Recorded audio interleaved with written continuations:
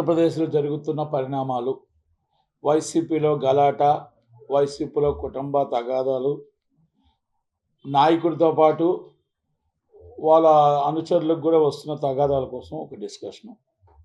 ఎందుకంటే నాయకుడిలో కుటుంబం తగల తల్లి వదిలేసింది, చెల్లి వదిలేసింది, అందరూ వదిలేసారు జగన్మోహన్ రెడ్డి గారు. అందరూ అయిపోయారు. అలాగే ఇప్పుడు ఆయన అనుచరులు వచ్చిన గొడవలు, ఆ గలాటాల కోసం ఒక వివరణ. ఇప్పుడు మన దువ్వాడ శ్రీనివాస్ గారి విషయం. దువ్వాడ శ్రీనివాస్ గారి విషయంలో భార్య వాణి గారు, ఇద్దరు పిల్లలు, దువ్వాడ శ్రీనివాస్ గారు ఒక భార్యాభర్తలు. వాళ్ళ విషయంలో ఇప్పుడు మేము కూడా ఇన్వాల్వ్ కాకూడదు గానీ, అక్కడ ఆమె మాధురి గారు మాట్లాడిన మాటలకి, రెండోది జగన్మోహన్ రెడ్డి గారు మరి దీన్ని సీరియస్‌గా తీసుకుంటారా? సిల్లీగా తీసుకుంటారా? ఎందుకంటే మరి మా పార్టీ ఇంతే, మా పార్టీ వ్యవహారాలు ఇంతే అని అంటారా? ఎందుకంటే రోడ్డు మీదకి ఎప్పుడైతే పబ్లిక్ డొమైన్‌లోకి వచ్చిందో, ఇది పార్టీ కూడా సీరియస్‌గా తీసుకోవాలి కాబట్టి, మరి తీసుకుంటాదా? తీసుకోదా? అనేది వేచి చూద్దాం. లేకపోతే మా పార్టీ వ్యవహారాల్లో మా పార్టీ నాయకులంతా ఇలాగే ఉంటారు. ఈ విధంగానే చేస్తుంటారు. ఈ విధంగా ఉంటారు. మేము వాళ్ళకే సపోర్ట్ చేస్తాం అంటారా? అనేది ఒక ఆడపిల్లకి న్యాయం జరుగుతదా? జరగదా?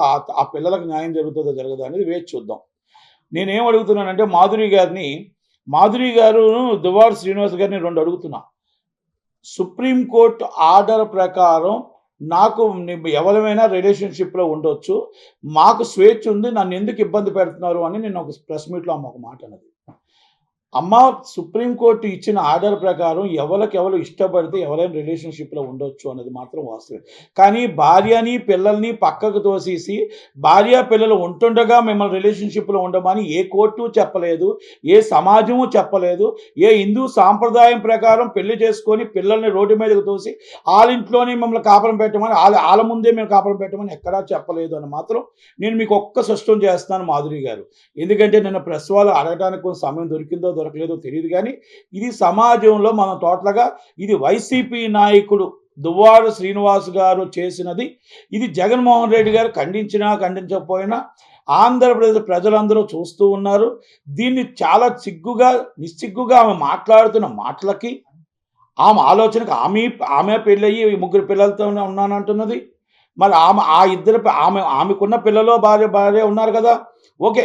వాళ్ళిద్దరికీ రిలేషన్‌షిప్ ఉండొచ్చా? ఇష్టం ఉందా? ఉండొచ్చా? డైవర్స్ తీసుకోండి. వాళ్ళు డైవర్స్ తీసుకొని ఎవరిష్టం వాళ్ళు రిలేషన్‌షిప్‌లో ఉండొచ్చని సుప్రీంకోర్టు చెప్పింది తప్ప, రిలేషన్‌షిప్‌లో ఇష్టపడితే రిలేషన్‌షిప్‌లో ఉండొచ్చని.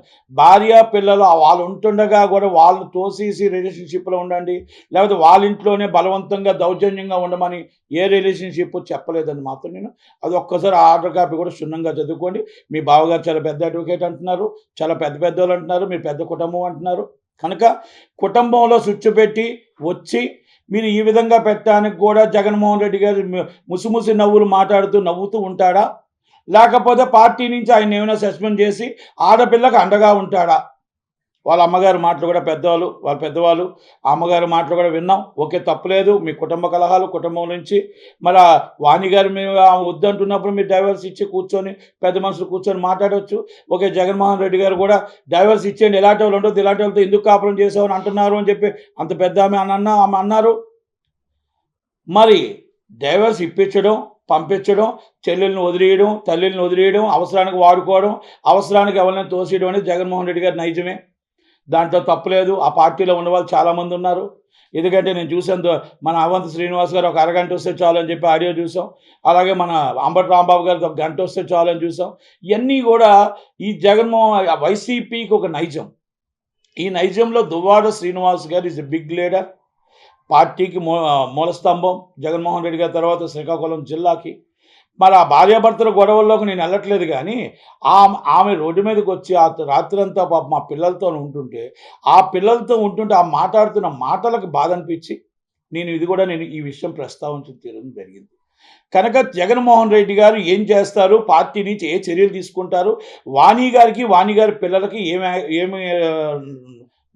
ఏం సపోర్ట్ చేస్తారో చూద్దాం. మరి వాళ్ళ అమ్మగారు చెప్పిన మాట ప్రకారం మామూలుగా ఇండివిజువల్‌గా ఎవరైనా ఉంటే డైవర్స్ తీసుకొని ఏదైనా చేసుకొని చేయొచ్చు. కానీ ఈ విధంగా మాధురి గారు మాట్లాడిన మాటలకి వాళ్ళ కుటుంబం గాని, వీళ్ళ కుటుంబం గాని ఇద్దరు విడిపోండి. విడిపోయిన తర్వాత మీరు ఏదైనా చేసుకోండి. రిలేషన్‌షిప్ ఉండండి. కానీ ఇది మన సమాజంలో సిగ్గుచేటు. ఎందుకంటే ఒక పార్టీలో ఉంటూ ఈ విధంగా మనం అంటే రేపు రాబోయే తరాలకు మనం ఓటేయమని ఏం చెప్తున్నాం మన మహిళలకి? మన రాబోయే తరాలకు ఏం చెప్తాం? మీరు పవన్ కళ్యాణ్ గారి కోసం మాట్లాడేది? పవన్ కళ్యాణ్ కోసం మాట్లాడేది? అన్ని పెళ్ళిళ్ళో, ఇన్ని పెళ్ళిళ్ళో అని చెప్పిన మాటలు మాట్లాడేది? అంటే మీ దగ్గర అన్ని తప్పులు పెట్టుకొని మీరు పవన్ కళ్యాణ్ గారి కోసం మాట్లాడారు. ఆయన నీతికి, నిజాయితీకి మారుపేరు. ఆయన చెప్పిన మాట ప్రతి దానికి కూడా ఆయన అఫీషియల్‌గా డైవర్స్ తీసుకొని చక్కగా వాళ్ళ కుటుంబాన్ని ఎవరికీ కూడా ఇబ్బంది రాకుండా చేశారు. మీలాగా రోడ్డు మీదకి రాలేదే? మీలాగా వాళ్ళ ఫ్యామిలీస్ రోడ్ల మీద కూర్చొని డైవర్స్ ఇవ్వకుండా ఆడపిల్లల్ని ఇబ్బంది పెట్టలేదే? జగన్మోహన్ రెడ్డి గారు మరి దీనికి సమాధానం చెప్పాల్సిన బాధ్యత జగన్మోహన్ రెడ్డి గారికి ఉంది. ఎందుకంటే ఇది పార్టీ వ్యవహారం కాదు, పబ్లిక్ డొమైన్‌లోకి వచ్చింది కాబట్టి మేము అడగడానికి అందరికీ రైట్ ఉంది. ఎందుకంటే పవన్ కళ్యాణ్ గారి కోసం మీరు అన్ని మాటలు మాట్లాడారే, అసలు మీరు అనుచరులు మాట్లాడారంటే మీరు కూడా మాట్లాడారే, మూడో పెళ్లి ఆఖరికి నాలుగో పెళ్లి నేను చేసుకుంటాను రా అన్నారు పవన్ కళ్యాణ్ గారు. నాలుగో పెళ్లి నువ్వేనా అని అడిగారు, సరిపోయింది కదా. అంటే నేను ఎందుకు అడుగుతున్నా అంటే మీ నాయకత్వంలో మీ అనుచరులంతా ఇలాగే చేస్తారా? రేపు రాబోయే తరం మొన్న కానీ 2024 గెలిపించి ఉంటే మీరు ఒక చట్టం తెచ్చేవారా? ఆడపిల్లలకు అన్యాయం జరుగుతుంటే మరి ప్రతిపక్ష నాయకుడిగా నా ప్రతిపక్ష హోదా కావాలి, నాకు బుల్లెట్ ప్రూఫ్ కావాలి, నాకు 1000 మంది సెక్యూరిటీ కావాలి అవి అడుగుతారేటండి? మీ పార్టీలోనే ఇన్ని జరుగుతుంటే ఆడపిల్లలకు అన్యాయం జరుగుతుంది, ఆడపిల్లలకు అన్యాయం జరుగుతుంది. కనుక దయచేసి దానికోసం ఏం సమాధానం చెప్తారో మీరు చెప్పండి. లేదు అనుకుంటే మీరు పార్టీ నుంచి ఇమీడియట్గా సస్పెండ్ చేస్తారా? లేకపోతే ఆడపిల్లకి అన్యాయం చేస్తే మేము చూస్తూ ఊరుకుంటాం, మా పార్టీ ఇంతే, మా పార్టీ విలువలు ఇంతే అని మీరు అంటారనేది మీ విజ్ఞతగా వదిలేస్తున్నాను జగన్మోహన్ రెడ్డి గారు. అలాగే విశాఖపట్నంలో ఎమ్మెల్సీ ఎలక్షన్ నడుస్తుంది. ఎమ్మెల్సీ ఎలక్షన్లో 830 ఓట్లు ఉన్నాయి. ఓకే, ఈరోజు మొత్తం బెంగళూరులో పెట్టండి, మైసూర్లో పెట్టండి, ఇంకొకటి పెట్టండి, మీరు ఎక్కడైనా పెట్టండి క్యాంపింగ్లు. ఒక బొత్స సత్యనారాయణ గారి దగ్గర మొత్తం టోటల్గా మీరు విజయనగరంలో వదిలిందంతా కూడా ధనం కానీ ఇంకోటి కానీ అన్నీ ఆయన దగ్గర ఉన్నాయి కాబట్టి ఆయనకి ఎమ్మెల్సీ సీట్ ఇచ్చారు. అలాగే టీడీపీ పార్టీ నుంచి ఎమ్మెల్సీ సీట్ అనౌన్స్ చేస్తారు. కనుక ఎట్టి పరిస్థితుల్లో కూటమి గెలుస్తుంది అని ఎందుకు చెప్పగలుగుతున్నానంటే అక్కడ ప్రతి వాళ్ళు అభివృద్ధి కోరుకుంటున్నారు, అరాచకం కోరుకోవట్లేదు. ఒకప్పుడు మీకు భయపడి, పార్టీకి భయపడి మీరు ఎక్కడ ఏం చేస్తారని భయపడి వాళ్ళతో పాటు ఉన్నారు. అందుకనే ఎంపీటీసీలు, జెడ్పీటీసీలు అందరూ కూడా మూకుమ్మడిగా మొత్తం టోటల్గా కూటమి పార్టీలో జాయిన్ అవ్వడానికి సిద్ధంగా ఉన్నారు. నేను విశాఖ జిల్లా వాసిగా, చోడవరంలో నాకున్న డియర్ వాసిగా, నాకున్న సంబంధాలు, నాతో 40 మంది 50 మంది నాతో టచ్లో ఉన్నారు, పార్టీతో కూడా టచ్లో ఉన్నారు.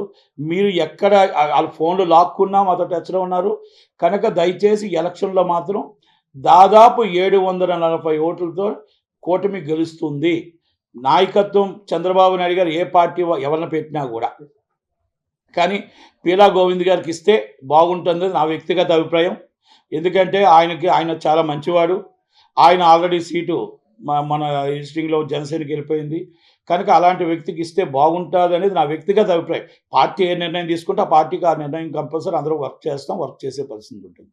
కనుక ఎమ్మెల్సీ ఎలక్షన్స్లో ప్రతి ఒక్కరు అభివృద్ధి కోసమే జెడ్పీటీసీ, ఎంపీటీసీ, సర్పంచులు అందరూ కూడా ఓటు వేయటానికి, కూటమికి వేయటానికి సిద్ధంగా ఉన్నారు. అభివృద్ధి కావాలి, చంద్రబాబు నాయుడు గారి నాయకత్వం కావాలి, పవన్ కళ్యాణ్ గారి నాయకత్వం కావాలి. కనుక మీరు ఎవరి పార్టీ ఏది గెలిచినా ఏది వచ్చినా ఇక్కడ అభివృద్ధి కావాలి. ఒక జగన్మోహన్ రెడ్డి గారి అరాచకం అనేది ఇంకా ఆ భయం నుంచి బయటకు వచ్చి ఓటు వేద్దామని డిసైడ్ అయిపోయారు. బొత్స సత్యనారాయణ గారికి ఓటమి తప్పదు, అది ముందే చెప్తున్నాం.